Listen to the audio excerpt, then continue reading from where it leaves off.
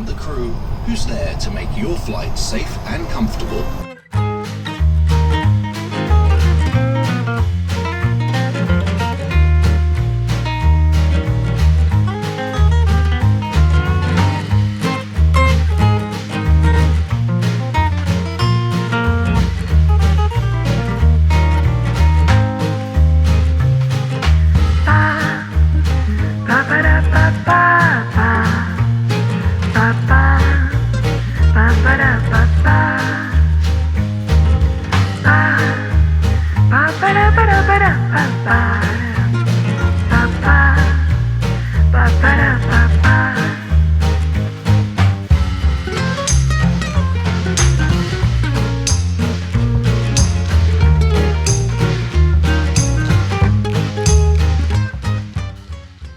Pietiniame Nyderlandų pakraštyje, visai netoli nuo šios šalies sienų su Vokietija ir Belgija, įsikūręs žavingas akmenimis grįstų gatvelių miestas Maastrichtas.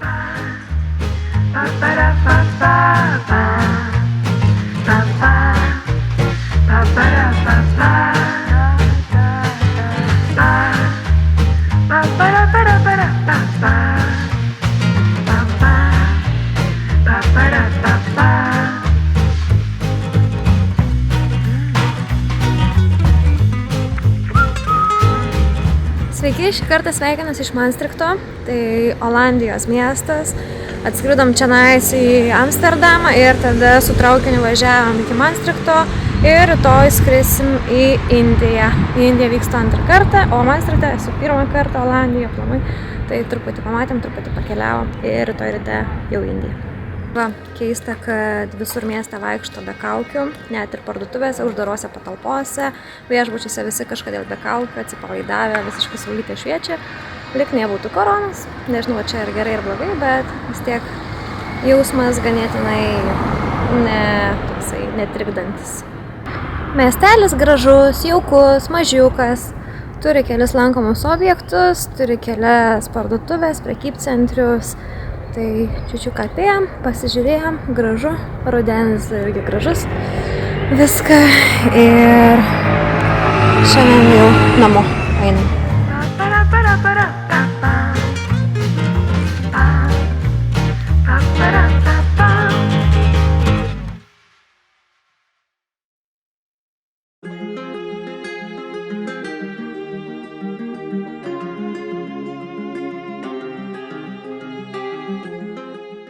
Amsterdamas Nyderlandų sostinė yra didžiausias miestas. Amsterdamo kanalai ir visa jų sistema šiame mieste yra išties įspūdinga, tad nenuostabu, jog Nyderlandų sostinė neretai yra vadinama Šiaurės Venecija. Labukas iš Amsterdamo. Šiandien gruodžio 9 diena. Amsterdame yra +5 šilumos, ne taip kaip Lietuvoje, kur girdėjau -16 ir prisnigę. Šiandien truputį lyja, nieko, apėjau miestą, pasivaikščiojau, žmonių tikėjausi, kad truputį daugiau bus. Ir šiuo metu esu prie pagrindinės miesto eglutės kalėdų. Faina atmosfera, gražu, daug lempučių visokių, daug parduotuvėlių, daug kioskelių visokių. Ką galiu papasakoti, Amsterdamas labai jaukus miestas, įdomu, kaip būtų iš tikrųjų vasaros šiltų kažkokiu laikotarpiu, bet žiemą taip pat nesagailiu irgi atvažiavusi. Tai pasivaikščiosim, patyrinėsim kartu ir rytoj skrisim jau kitur. Keli faktai apie Amsterdamą. Dviračiai yra labai populiarūs tarp vietinių gyventojų. Remiantis statistiką, dviračių skaičius čia viršija Amsterdamo gyventojų skaičių. Mieste nėra nemokamas automobilių stovėjimo aikštelės. Amsterdamo kanalai driekiasi 100 km. Šiame mieste yra daugiau nei 1500 tiltų bei tiltelių ir net apie 90 salų. Ir įdomus faktas tas, kad Amsterdamas yra žemiau jūros lygio. Biškai be kepurės geriau atrodo. Kepurę nusipirkau, kai pradėjo lyt labai. Tai bus ir suvenyras prie tą pačią ir truputį apsauga nuo lietų čia buvo. Kepurę sumokėjau 15, man rodos, eurų. Kavutė centre buvo 3,5 euro, tai gal sakyčiau normaliai. Bet kaip kuriai parduotuvė, šiaip iš tikrųjų net nebuvau užėjusi jokį restoraną pasižiūrėti kainų, bet kiek girdėjau, tai bus brangu. Bet reiks eiti kažkur pavalgyti.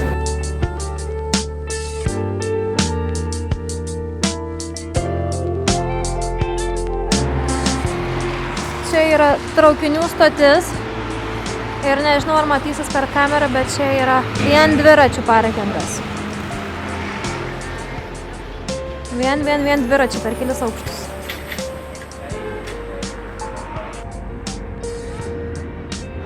Nu va, priėjom dar vieną tiltą. Ten tiltas. Čia, ten ir ten. Žodžiu, visur tiltai. Ir jeigu ne GPS-as, tai jau būčiau pasiklydus kažkur. Nes čia viskas vienodai atrodo. Tai patys namukai visokie, kavinės, dviračiai, daug dviračių.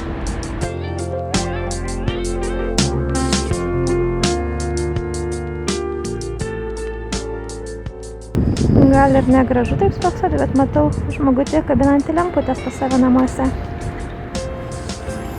Labai faina vieta gyventi. Pažiūrėkit, koks vaizdas.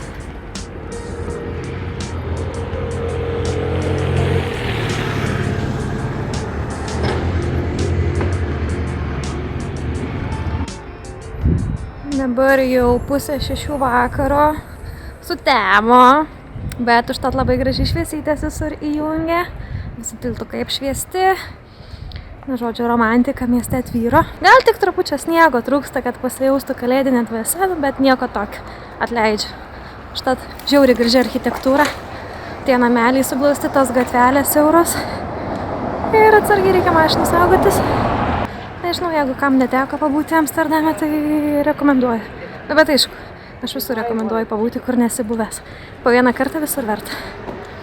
O sugrįžti į Amsterdamą reikėtų, jaučiu, ir ilgesniam laikotarpiui, negu tik tais, nežinau, 6 valandas kokias čia praleisiu mieste.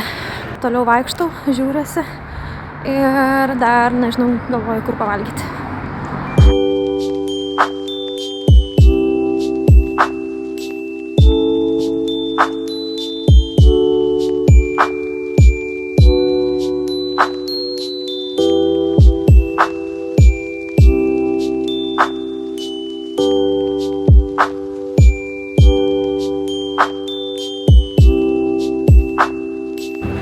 Spėkit, kas antrą kartą prie kalėdų eglutės atėjo. Aš. Labai faina atmosfera. Čia ypatingai, kai groja kalėdinės melodijas dabar kažkur vyrukas. Tai labai jauku. Ir kažkaip netikėtai, bet mažokai žmonių. Aš tikėjausi, kad tikrai bus ženkliai daugiau.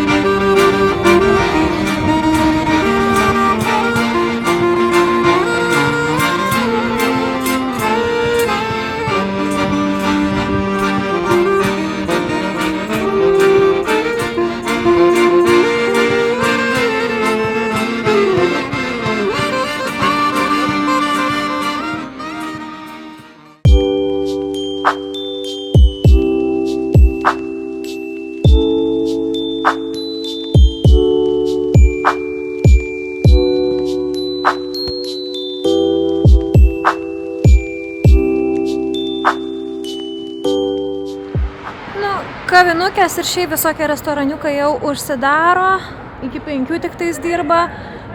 Primarko darbuotojo paklausom, jis išėjo parūkyti, sako, jo, dėl COVID viskas uždaroma. Ir sakau, gal žinot, kaip ilgai tai tęsis, kad 5 valandą baigėsi darbas jiems. Tai sakė, kol kas žino, kad savaitė, nes paskui konferencija bus, vadovų susirinkimas bus ir spręs tada, ką toliau daryti. O pati nusipirkau parduotuvėje šiek tiek maisto, vaflių su karamelė vakarieniai. Dabar žygiuoju jau link traukinių stoties. Su traukiniu reikės pavažiuoti iki oro uosto ir nuo oro uosto su autobusu, kuris vežioja tarp daugybės viešbučių, kurie yra prie oro uosto. Dar kol ėjau, vienas vyrukas prieina prie manęs ir sako angliškai, sako, gal kavos? Aš taip, ne. Sako, jūs ne iš Olandijos? Sakau, ne. Sako, aš kur būsi, sakau, iš Lietuvos. Sako, aš iš Lenkijos.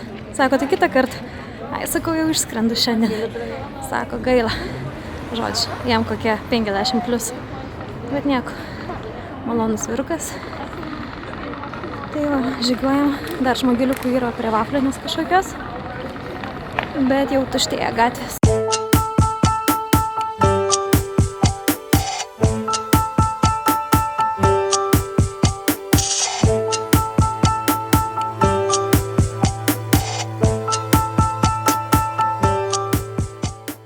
Pamenat, kai sakiau, kad važiuosiu iki oro uosto su traukiniu ir paskui nuo oro uosto iki viešbučio su viešbučio autobusu? Tai šiandien tai kartojau 4 kartus. Ta prasme, tokį panašų važiavimą dariau 4 kartus. Kodėl taip nutiko? Pirmą kartą, kai tik išėjau iš viešbučio, įsėdau į tą angliškai shuttle busą, buvau kelias stoteles, tai ten pravažiavom pro kitus Ibis viešbučius ir pravažiavom tada oro uostą. Ten kaip ir nesusigaudžiau, kad ten oro uostas, nes ten shopping mall gaunasi užrašyta, shopping center. Pasirodo ten, vienas ir tas pats, tik tais tiek, kad ten tas išėjimas labiau susijęs su parduotuvėm, su restoranais. Tiesiog oro uosto tokia dalis. Ir tiesiog neišlipau toje stotelėje, vairuotoja paklausė, ar bus dar oro uosto stotelė, sakė, jau ne, sako, viskas, grįžtam toliau per viešbučius važiuoti.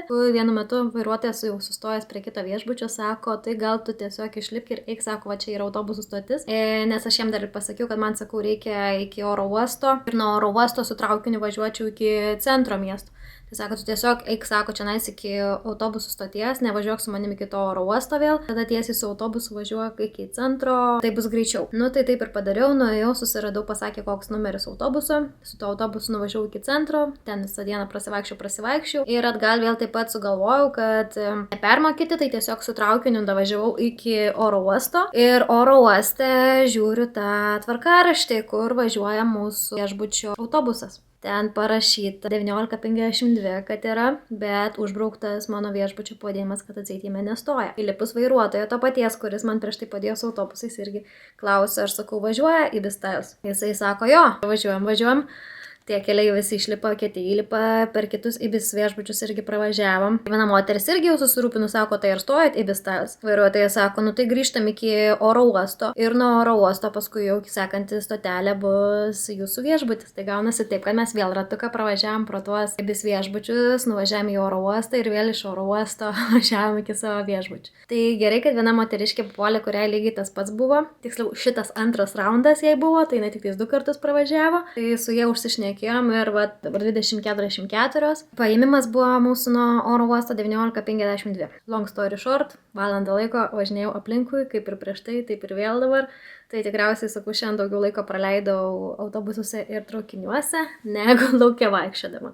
Kažkaip nesisekė šiandien su transportu, bet kitą kartą žinosiu. Tokia linksma dienelė. Kas šiandien laukia, tai pasiruošti uniformą susidėti, nes rytoj skrisiu su uniforma. Nežinau, pavakarniaut. Parodysiu, kokią pasiėmiau. Susiplakė viskas jau. Salotas. Ir vafliukus. Čia mano vakarienė laukia. Ir mėgučio. Ačiū Amsterdame, buvai gražus, buvai labai jaukus, šiltas, draugiškas, besišypsantis, nes irgi šypsojasi žmogeliu vaikščiodami, žiūrėdami į akis. Tai tiek. Tai susitiksim kitą kartą, kitose video.